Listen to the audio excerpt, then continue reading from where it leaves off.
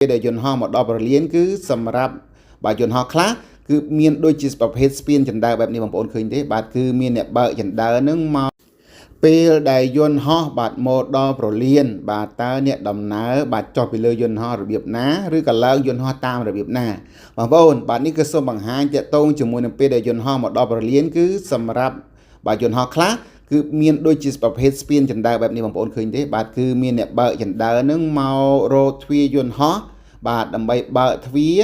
យន្តហោះដើម្បីឲ្យអ្នកដំណើរចុះពីលើយន្តហោះតាមរបៀបទ្វារចិន្តានឹងដើរទៅដល់កែតដើម្បីចេញពីពលានបាទឬក៏ចូលតាម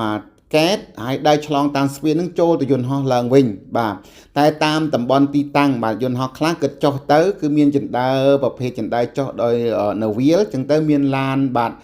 មួយទៀតទៅដឹកពីយន្តហោះនឹងបាទចុះមកចូលពលានបាទប៉ុន្តែបាទកន្លែងខ្លះគឺប្រភេទនឹងបងប្អូនគឺចិន្តានឹងគឺទៅមានអ្នកបើកចិន្តាមួយនៅចិត្តចឹងទៅពីកែតចឹងទៅបើកចូលទៅខ្ទប់ជាមួយទ្វារយន្តហោះ